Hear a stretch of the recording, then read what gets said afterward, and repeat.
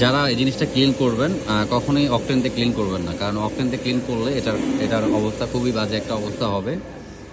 এই কারণে ভিডিওটা করা, কারণ অনেক ভিডিওতে দেখলাম যে বেশিরভাগ ম্যাক্সিমাম অনেক গ্যারেজগুলোতে অকটেন দিয়ে ক্লিন করা হয়। এটা অকটেন দিয়ে ক্লিন করবেন না। যদি আপনাদের W40 স্প্রে থাকে সেটা দিয়ে আপনি করতে পারেন।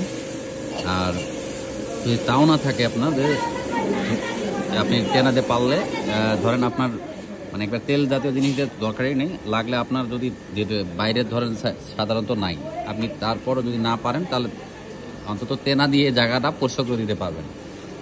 অন্তত অকটেন দিয়ে কখনোই পরিষ্কার করবেন না, মানে আপনার একবারে না হলে না। যদি আপনি চান এটা হচ্ছে আপনি এইভাবে সেটা তেনা দিয়ে ভিতরটা সুন্দরভাবে এইভাবে মুছেও আপনি চালাতে পারেন।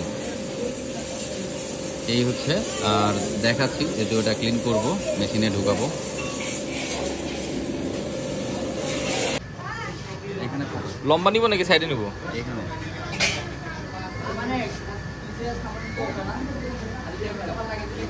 8000 কিলো পরে করা হচ্ছে ক্লিন।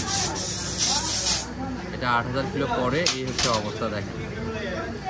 আর এই জিনিসটা হচ্ছে মাথাটা, এটা টোটাল বডির আপনার এই যে এখানে আছে, ঠিক এই যে জায়গাটা এই জায়গাটায় আছে। এটা যখন এটা থাকে এই জায়গাটায় আপ ডাউন করে, এই জায়গাটা গ্যাপ পাইলে, ময়লা পাইলে তখন আপনার তেল কম বেশি যে খাওয়ার ব্যাপারটা থাকে। এর RPM এর নাটের কাছে অনেক কিছু বিষয় থাকে। এই যে পরিমাণে যে ময়লা দেখালাম, দেখেন এটা, এরপরে দেখেন এই হচ্ছে ময়লা ছিল। আর ওটা ক্লিন ঢুকাবো তো, সব দেন।